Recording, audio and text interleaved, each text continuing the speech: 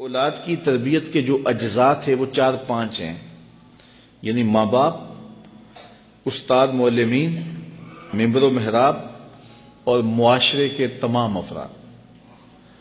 لیکن معاشرے نے دستبرداری کا اعلان کر دیا۔ لوگ کہتے ہیں جی کسی کو کہنے کا دور ہی نہیں رہا۔ یہ بات سننے کو ملتی ہے نا، کسی کو کہنے کا دور۔ آج کل تے اپنے پتر نہیں مانتے جی، کسی نے کیوں کہیے، ہم کیوں برا بنے۔ تو معاشرے نے جو ہے وہ دستبرداری کا اعلان کر دیا۔ سکولوں میں، کالجوں میں، یونیورسٹیوں میں استاد، پروفیسر وہ بھی کہتے ہیں جی بس وہ تو ہمارے پاس آ کے پیریڈ پڑھ لیں تو یہ بڑی غنیمت ہے۔ آج کوئی دور ہے کسی کو بات کرنے کا؟ تربیت سے انہوں نے بھی ہاتھ اٹھا لیا۔ مسجد و محراب کے ممبر، انہوں نے بھی دیگر موضوعات اختیار کر لیے اور انہوں نے تربیتی امر یہ بھی چھوڑ دیا۔ رہ گئے اب ماں باپ۔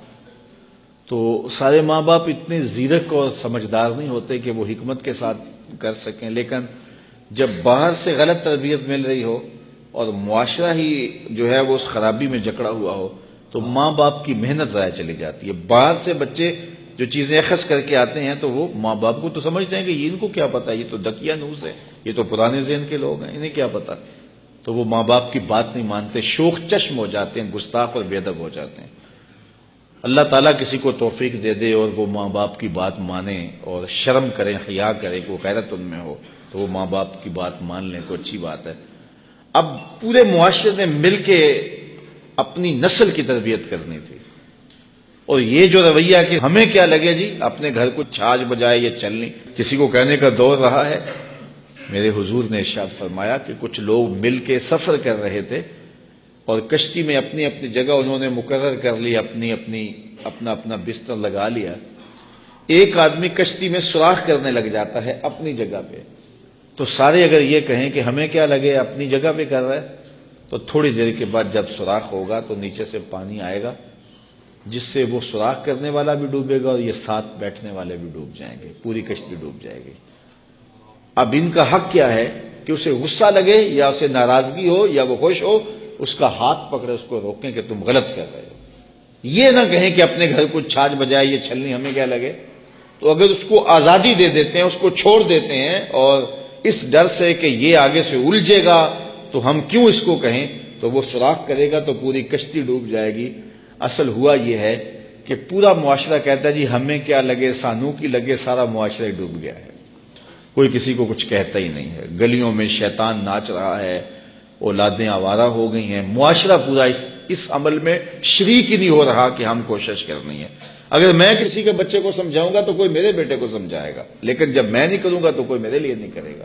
تو پھر ایک دوسرے نے مل کر کے جو معاشرہ تعمیر کرنا تھا اور اچھی نسل کی تشکیل کرنی تھی وہ عمل ہو گیا۔ ایک مسلم معاشرہ ہمیں جو بتاتا ہے وَتَوَاصَوْا بِالْحَقِّ، حق کا تواصو، حق کی وصیت، یعنی بچہ گھر ہو تو ماں کہے، باپ کہے، بڑا بھائی کہے، ہمسایہ بات کرے، گلی محلے کے اندر کوئی بوڑھا ملے تو وہ نصیحت کرے، اور اس کے بعد سکول گیا ہے تو استاد نصیحت کرے، مسجد میں گیا ہے تو امام مسجد نصیحت کرے۔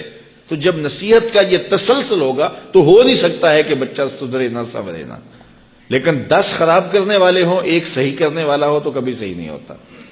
تو یہ اللہ تعالیٰ چاہے اس کی کرم نوازی سے، ورنہ ممکن نہیں ہے۔ تو ان کی جسمانی نشت کے لیے، ان کی اخلاقی تربیت کے لیے، ان کے قول و فعل اور ان کے عمل، ان کے رویوں پر ماں باپ کو غور کرنا چاہیے۔ حضور علیہ الصلوۃ والسلام نے فرمایا اپنی اولاد کو 3 چیزیں سکھاؤ، حب نبیکم وحب اہل بیتہ وتلاوت القرآن۔ اپنی اولاد کو نبی علیہ الصلوۃ والسلام کی محبت سکھاؤ، وحب اہل بیتہ، حضور کے اہل بیت کا پیار سکھاؤ۔ تیسری بات میرے حضور نے فرمایا وتلاوت القرآن، اپنی اولاد کو قرآن پڑھانا سکھاؤ۔ روزانہ دن کا آغاز ہی نہ ہو جب قرآن نہ پڑھا جائے۔ اللہ آپ سب کو جزائے خیر دے، اور میں آپ سب کے لیے دعا گو ہوں کہ اللہ آپ سب کی اولادوں کو صالح بنائے، آپ کی اولادوں کو اللہ کا ولی بنائے، اور آپ سب میرے لیے دعا کرے اللہ میری اولادوں کو بھی صالحیت کا نور عطا کرے، اور اللہ پوری امت مسلمہ کے بیٹوں کو، بیٹیوں کو شرم و حیا کا پیکر بنائے، نیک اور صالح بنائے، اور ایک اچھے معاشرے کی تشکیل ہو۔